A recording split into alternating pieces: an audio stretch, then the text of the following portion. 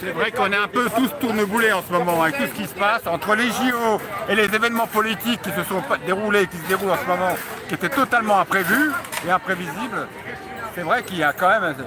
Moi personnellement là, je pense que je suis comme beaucoup de gens, on est un peu tourneboulés par tout ce qui vient de se passer, ce qui se passe encore au Parlement, ce qui va se passer au niveau du gouvernement. On ne sait pas du tout vers quel gouvernement on va aller, s'il pourra gouverner avec ces trois blocs inconciliables les uns face aux autres. Bah, c'est quand même... tu sais, en ce moment, j'ai beaucoup pensé à une célèbre citation d'Abraham Lincoln, qui est la suivante. On peut tromper tout le monde un instant, on peut tromper quelques personnes tout le temps, on ne peut pas tromper tout le monde tout le temps. Et je pense que bientôt, à la rentrée, parce que c'est à la rentrée que les événements vont se précipiter, avec la constitution du gouvernement, du Parlement, et surtout la loi de programmation budgétaire de 2025, c'est là qu'on va être dans le dur. Hein. Donc on va devoir, nous, affronter la réalité. Quoi. Ça va être, on ne pourra pas non plus ne pas voir les difficultés de la France qui sont réelles depuis de nombreuses années. Hein. Macron, c'est 1000 milliards d'euros de dettes en plus en 7 ans. Comment est-ce possible? Comme dit le financier Charles Gave, mais où est parti le pognon? C'est inimaginable. Comment peut-on faire 1000 milliards d'euros de dettes en plus en 7 ans? 7 ans, c'est très court à l'échelle du temps. Hein. D'ailleurs, même une vie humaine à l'échelle du temps, c'est très court. Comment peut-on faire 1000 milliards d'euros de dettes en plus, avec en plus pas de croissance en face, sans obtenir de croissance? Comme dit Charles Gave, le financier, mais où est passé le pognon? Je pense qu'il faudrait que le nouveau gouvernement demande un audit des finances publiques et nous dise où sont passés tout cet argent, parce qu'il va falloir, le budget 2025 va être très difficile à faire, surtout avec un Parlement complètement éclaté. Déjà que le budget 2024 a eu la peau, la mer Borne, hein. C'était une vieille carte celle-là. Hein. Le budget 2024 a eu la peau, la mer Borne, alors le budget 2025, avec une situation qui s'aggrave encore, avec un Parlement éclaté, ça va être compliqué, très compliqué. Mais bon, là encore, il ne faut pas se focaliser sur le fait qu'on a du mal à constituer un gouvernement, parce qu'il y a eu de plein de pays en Europe, je pense à la Belgique, à l'Espagne, l'Allemagne, où il y a eu des élections législatives qui ont abouti avec qu'aucun camp ne l'emporte véritablement sur l'autre. Il a fallu faire un gouvernement de coalition, et parfois ça a pris des semaines, comme en Allemagne, quand on a élu l'actuel chancelier, ou en Belgique, il y a quelques années, ils ont mis des mois, de nombreux mois à former un gouvernement. Donc, c'est pas scandaleux qu'on ait du mal à former un nouveau gouvernement en France. Tout ça est très précipité, de toute façon. Hein. Mais bon, c'est à l'automne, septembre-octobre, que les vrais problèmes vont commencer. Hein. Voilà. Parce que, voilà, la France est très endettée, la France est désindustrialisée, c'est dramatique. Voilà, la France, il y a un retard économique et industriel de la France et de l'Europe également. Hein. Donc voilà, ça va être très difficile pour le futur gouvernement. Hein. Voilà. Parce qu'en plus, il aura les marchés financiers sur le dos, l'Europe et l'FMI, hein, à cause de la dégradation des comptes publics. Ça va être très compliqué pour le nouveau gouvernement. Voilà. Mais bon, maintenant, la France, on a vu d'autres. Hein. Il faudra garder le moral. Hein. Voilà. C'est vrai qu'on a vu l'occupation allemande. Ouais, l'occupation, les guerres. Les deux guerres mondiales, c'était 1000 fois, 1 milliard de fois plus grave que ce qu'on vit. Hein. Mais c'est vrai qu'à une époque, je m'étais posé la question, à quelle époque on avait gagné des guerres, quoi. Après, il y a eu Napoléon qui a remporté quelques victoires. Non, mais de toute façon, l'armée française a perdu toutes ses guerres depuis Napoléon. Bon. Après, Napoléon, c'est lui qui a fait la France moderne. Hein. On peut le critiquer sur certains points, mais c'est lui qui a fait la France moderne. Hein. Qui a fait la Banque de France, les départements, les préfectures, le Code civil. Napoléon, on peut en dire énormément de bien et on peut en dire énormément de mal. Hein. Le mal, c'est son népotisme, c'est de vouloir tout le temps faire la guerre pour élargir son empire, placer sa famille. Hein.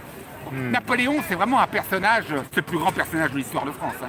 On peut en dire à la fois énormément de bien et énormément de mal.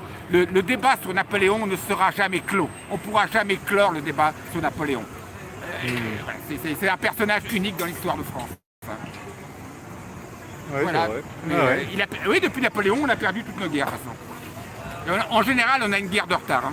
Voilà. Après, oui, on a remporté quelques guerres contre des petits pays qui n'avaient pas d'armée, des guerres faciles, quoi, on va dire, à l'époque. Mais c'est vrai que des guerres importantes, les Allemands, la Prusse, on s'est fait botter. Ah oui. On va faire avoir la Première Guerre mondiale. Bah oui, parce que c'est les Américains qui sont venus nous sauver en 1917, parce qu'on était embarqués dans une guerre de tranchées qui était une boucherie épouvantable, et c'est les Américains sous la présidence Wilson qui nous ont délivrés. Hein. Et puis bon, ce qui a poussé les Allemands à demander l'armistice, hein, parce que bon, ils ne pouvaient plus gagner la guerre, les Allemands. Voilà. C'est ce qui a poussé l'empereur Guillaume II a demandé l'armistice parce qu'ils étaient embourbés comme nous dans un véritable boucherie. Ils savaient qu'ils ne pouvaient plus gagner la guerre avec l'arrivée des Américains, notamment du général Pershing. Il y avait aussi les Russes de l'autre côté, les Américains puis ils avaient la bombe atomique, c'est vrai que après c'est la Deuxième Guerre mondiale. Ouais, non, oui, c'est vrai que... La Deuxième Guerre mondiale. Guillaume II, c'est vrai que c'est la première, ouais. Non, après la Deuxième Guerre mondiale, bah oui, on n'a pas été sauvés par malheureux. Ni par l'armée française, ni par la police française. C'est vrai que la Première Guerre mondiale, les Russes ne nous ont pas beaucoup aidés. Non, parce que c'était 1917, c'était la Révolution. Ouais. La Révolution, hein, la Révolution qui a renversé Nicolas II. Là. Voilà. Non, en 1917, la Première Guerre mondiale, c'est les Américains qui nous ont délivrés, hein, parce qu'on était embourbés dans une guerre de tranchées où il n'y avait aucun gagnant, où personne ne pouvait plus avancer, une véritable boucherie en millions de morts. Et le fait que les Américains soient venus combattre en France contre les Allemands a poussé les Allemands à demander l'armistice car ils savaient qu'ils ne pouvaient pas gagner la guerre. Et après la Première Guerre mondiale, l'Amérique est devenue une vraie puissance. Voilà, et nous, la France et l'Angleterre, on a perdu notre rang de grande puissance. Et on ne l'a jamais retrouvé. La France s'est jamais remise de la guerre de 14-18. D'abord, 1,5 million de morts, des centaines de milliers d'estropiés à vie. La France s'est jamais remise de la Première Guerre mondiale, comme l'Angleterre d'ailleurs, où on a perdu notre rang de grande puissance. Par contre, oui, c'est l'émergence des États-Unis. Voilà. Qui malgré la crise de 1929, cette émergence a éclaté pendant la Deuxième Guerre mondiale, hein, voilà, où ils sont venus libérer la France et l'Europe. Voilà. Et après, ça a été la domination économique, commerciale des États-Unis sur le monde. Voilà. Et après, la France était un demi-bloc. Ils ont été à mi-chemin entre l'Amérique et la Russie. Avec De Gaulle. Ah oui, bon, par contre, c'est vrai que les Américains, ils avaient imposé quelques règles. Oui, et puis attends, la CIA a financé certains syndicats et certains partis politiques anticommunistes après la guerre. FO, il est bien connu que le syndicat FO, qui à l'époque était un syndicat pro-patronal, avec Bergeron, FO a été financé par la CIA comme les partis pro-européens à l'époque, hein, du genre, qu'est-ce qu'il y avait, Monnet, Schuman, tout ça, tous ces partis-là ont été financés par l'argent de la CIA dans un but de la lutte contre le communisme, parce que le Parti communiste était très puissant à l'époque. À la fin des années 40, c'était le premier parti politique en France, hein, dans le but de lutter contre l'influence du Parti communiste et d'étendre leur influence économique et commerciale, parce qu'ils perdent jamais le Nord, les Américains, avec le commerce. Hein. Et après, le Mitterrand s'est occupé du Parti communiste avec l'Union de la gauche. Il a dissous, si je puis dire, le Parti communiste. Enfin, le communisme, déjà, c'était un peu dissous lui-même. Oh, il avait digéré, quoi. Parce que c'était une catastrophe, aussi bien au niveau économique, avec une industrie qui ne fonctionnait pas. Je veux dire, tout était obsolète là-dedans. Hein. Économiquement, c'était une catastrophe. Et au niveau des droits de l'homme, n'en parlons pas. Hein. Le communisme sous Staline, c'était une horreur. Hein. C'était des purges qui concernaient des purges incessantes où on a massacré une partie de la population. Hein. Voilà. Donc oui, puis après est arrivé en France Mitterrand, oui, qui a achevé achevé le Parti communiste, mais Mitterrand était un très habile politicien. Hein. C'est vrai que c'est ce que j'ai trouvé assez bizarre, cette fameuse union de la gauche avec le Parti communiste et le Parti socialiste. Là, actuellement, tu parles? Oui, c'était le nouveau Front populaire. Oui, bah oui. C'est vrai que oui, mais de toute façon, c'est ce que j'ai toujours dit, il n'avait pas le choix. Parce que malgré le fait que le nouveau Front populaire soit le premier groupe parlementaire à l'Assemblée, la gauche n'est pas majoritaire en France. Hein. Ça peut paraître incroyable, mais la gauche, c'est la droite qui est majoritaire. Hein. T'ajoutes les voix Macronie, CRN et LR, la gauche n'est pas majoritaire en France. Il se trouve qu'il y a eu une ratatouille immense. D'abord, la dissolution est une immense ratatouille, mais le front anti-RN a fait qu'il y a eu 200 désistements. C'est que pour lutter contre le RN, donc ce qui a... les partis de Macron a demandé à voter pour le Front populaire dans certaines circonscriptions. Dans d'autres, le Front populaire a demandé à voter pour le parti de Macron. Tout ça a gonflé artificiellement les voix, les résultats des élections et a gonflé les voix du Front populaire et du parti macroniste. Parce que Macron, il est arrivé, le RN est arrivé très largement en tête au niveau des voix, plus de 10 millions. Le Front de gauche, c'est 7 400 000. Mais enfin, tous ces désistements massifs qu'il y a eu, je crois qu'il y en a eu autour de 200, fait que ça a gonflé artificiellement les voix du Front populaire et du parti macroniste. Voilà. Oui, c'est vrai que là, c'est une sorte de triche sans bourrage d'urne. Voilà, voilà. Disons, des arrangements. Oui, c'est des arrangements. Moi, je dirais une immense ratatouille, mais c'est des arrangements, voilà. Alors, certains diront pour la bonne cause, hein. Moi, je suis un homme de gauche, je ne vais pas m'en plaindre que le Front populaire arrive en première position. Mais enfin, c'est quand même quelque part une immense ratatouille. Hein. Oui, mais ça veut dire aussi que quand tu votes, ta voix, finalement, est négociable, quoi. Bah oui, oui, mais c'est... Normalement, ta voix, c'est ta voix. C'est très frustrant pour les électeurs du RN, parce qu'ils sont arrivés largement en tête au niveau des voix. Mais toute cette ratatouille qu'il y a eu au niveau des 200 désistements, bah, ça a reporté des voix vers le parti de Macron et le Front de gauche. Voilà. C'est vrai que quand on joue à un jeu et qu'on voit qu'il y a de la triche, ça donne pas trop envie de jouer avec des tricheurs, quoi. Si on avait eu un scrutin proportionnel à un tour comme en Angleterre, bah c'est le RN qui aurait remporté les élections. Hein. Ouais, ça aurait été mal, mais bon, ça aurait été comme ça. Hein. Là, mais maintenant, comme je te disais tout à l'heure, il faut en remettre tout le temps. On ne peut pas tromper tout le monde tout le temps. Et ça va, à la rentrée, on va devoir affronter les réelles difficultés économiques et financières de la France. En plus, on aura cette fois-ci l'Europe, le FMI et les agences de notation qui vont nous surveiller de près. Hein. Voilà. Mais bon, bah, c'est comme ça, c'est comme ça. Maintenant, on peut se demander, parce qu'en plus, il y a 3 blocs qui se feront face et qui ont des profondes divergences sur certains sujets, mais au sein du Front populaire, du nouveau Front populaire, il y a quand même des sérieuses divergences, hein, notamment entre LFI et le Parti socialiste. Et au sein du Parti macroniste, il y a quelques personnes qui ont des ambitions présidentielles pour 2027, donc ils ont déjà sorti le couteau, parce que le fait que Bruno Le Maire ait été balancé au canard enchaîné, comme quoi il aurait des velléités de venir s'installer en Suisse, faire une carrière, poursuivre une carrière professionnelle en Suisse, à mon avis, il a été balancé dans son propre camp, par son propre camp. Parce qu'en politique, on a ses plus grands ennemis dans son propre camp, hein. C'est bien connu. Hein. Et puis comme disait Clémenceau, en politique, on n'a pas d'amis déjà. Mais on a ses plus grands ennemis dans son propre camp. Et comme disait Pasqua, quand on a de tels amis, on n'a pas besoin d'avoir d'ennemis. Hein. Quand on voit Macron qui se fait conseiller par Darmanin pour dissoudre l'Assemblée, Darmanin qui est un personnage noir de la République, je pense à la célèbre citation de Pasqua, quand on a de tels amis, on n'a pas besoin d'avoir d'ennemis. C'est n'importe quoi. Se faire conseiller par Darmanin, le prendre pour ministre, oui, parce que bon, c'est la carambouille de la politique. Hein. On est parfois obligé de nommer des gens qu'on n'aime pas, pour des raisons politiques ou des raisons d'équilibre politique. Hein. C'est pas... c'est pas un jeu d'enfant la politique. Mais que Macron se fasse conseiller par Darmanin et aboutisse à ce brillant résultat, une chambre ingouvernable. Alors là, enfin voilà. Bon maintenant, comme je t'ai toujours dit, Frédéric, à notre petit niveau, hein, on peut que subir, aller voter, être présent encore, si on peut, le plus possible. Voilà, voilà. Mais c'est certain que, et en plus, tu as vu le prix de gaz qui a augmenté d'environ 10% au 1er juillet. Le prix de l'électricité qui avait augmenté d'environ 10% au 1er février, qui risque d'augmenter peut-être encore d'environ 10% au 1er août. Je crois on ne sait pas trop si ça va augmenter ou pas. Tout ça va peser sur le budget des ménages et sur la marche des entreprises, hein, et notamment des PME. Hein. Voilà. Donc il n'y a rien de réjouissant. Il va falloir attendre ce que le gouvernement va faire pour faire passer son budget 2025, ça va être quelque chose, avec, comme je te l'ai toujours dit, plusieurs leviers possibles. Enfin, on ne va pas en reparler, mais les impôts, lever encore des impôts, diminuer des budgets, piquer dans la caisse de la GIARCO, parce qu'il y a un trésor de guerre là-dedans, je ne sais pas, mettre la France sous tutelle, le débat, le levier très sensible sur la captation de l'épargne, capter, ou je ne sais pas, les comptes en banque, l'épargne, les assurances-vie, ponctionner ou capter. C'est un débat très vif et très sensible en ce moment. Moi, je ne sais pas si ça va avoir lieu, hein, mais bon, c'est sur la table. Je ne pense pas que ça aura lieu parce que ça va être un choc psychologique.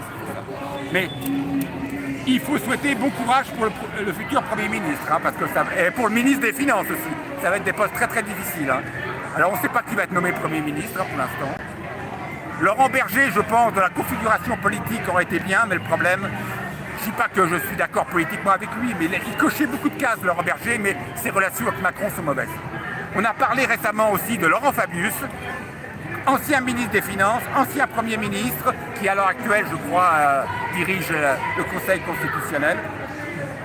il a toutes les qualités requises, c'est un modéré de gauche. Le problème, lui aussi, il se dit que ses relations avec Macron ne sont pas bonnes. Donc voilà. Pourtant, il a fait passer pas mal de choses. Oui, mais c'est un, comment dirais-je, c'est un colin froid, hein, Fabius. Hein, voilà. C'est un colin froid, hein, mais il se dit que ses relations avec Macron ne seraient pas bonnes. Alors voilà. Donc on ne sait pas qui va être le premier secrétaire du PS, je ne sais pas. Il faut attendre, ça sera important quand même, la nomination du futur Premier ministre, parce que ça va donner quand même une orientation sur la constitution du futur gouvernement. Hein. En sachant que ça sera une chambre très difficilement gouvernable, très éclatée entre trois blocs. Il faut quand même 289 voix pour constituer la majorité. Hein. Ça va être compliqué, il faudra qu'il y ait des... On n'est pas habitué en France qu'il y ait des accords sur certains projets, des coalitions de projets, qu'on se dise, bon, tu fais passer mon projet et moi je te fais pas... Tu fais passer mon projet et moi je fais passer ton projet. Je ne sais pas qu'est-ce qu'on peut penser. Ça va être très compliqué avec ces trois blocs. C'est une chambre difficilement gouvernable qu'on a mis en place. Wait and see. Et encore une fois, les problèmes politiques sont embêtants, mais c'est surtout, là, pour moi, l'aspect économique et financier qui est le plus inquiétant. Voilà. Voilà comment je vois, moi, les choses à mon petit niveau. Je ne sais pas comment tu les vois, toi, mais... Oui, je les vois avec la même optique et je pense que beaucoup de personnes voient les mêmes choses. Ça va être compliqué. Alors on a un gouvernement pour un an, parce qu'on ne peut pas dissoudre avant un an. Est-ce qu'on va dissoudre dans un an? Mais si on dissout dans un an, à quel résultat on va aboutir? Un résultat équivalent?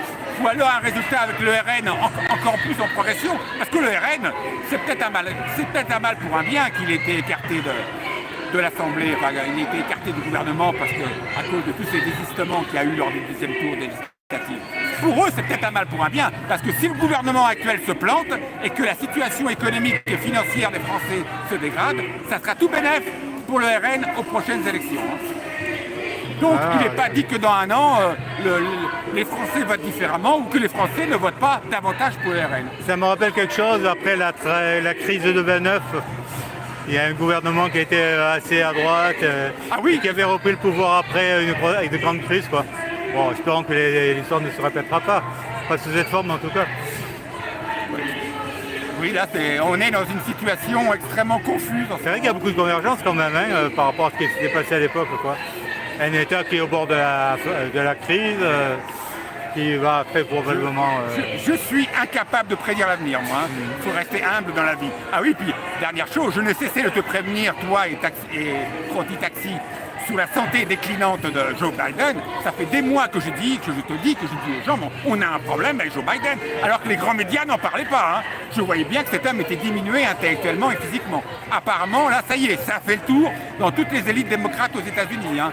Là, je pense que Joe Biden va devoir se désister, mais c'est dans un mois. Hein. Il a un mois pour se désister, parce que dans un mois, c'est la convention démocrate où ils vont élire le représentant démocrate aux élections présidentielles de novembre 2024. Ça faisait des mois que je disais à ton micro, entre autres, on a un problème avec Joe Biden. Alors que dans les grands médias, on n'en parlait pas. Et bien là, ça fait le tour de tous les démocrates américains. Là, aux États-Unis, je pense qu'on comprend que Joe Biden va devoir se désister. Hein. Et nommer qui à sa place?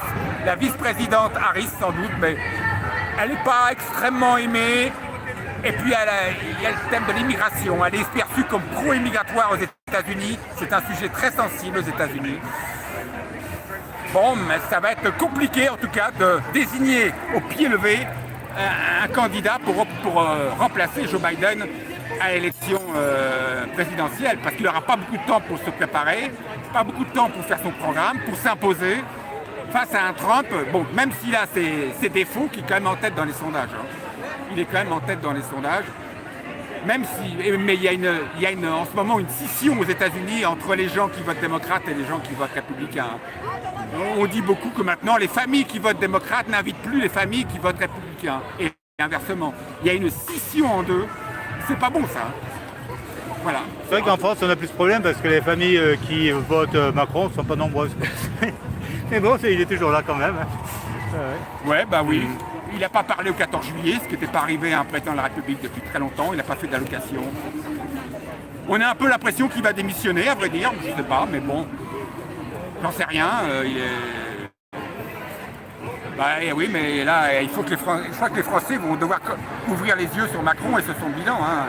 C'est la célèbre citation d'Ali Lincoln. Hein. On peut tromper tout le monde un instant, on peut tromper quelques personnes tout le temps, on ne peut pas tromper tout le monde tout le temps. Et je pense qu'on en est là, sur Macron et sur l'état de la France aussi. Hein. Il va falloir que les Français ouvrent les yeux. Mais bon, voilà. Ouais. Merci à toi. Hein. Ben, merci Frédéric. Merci.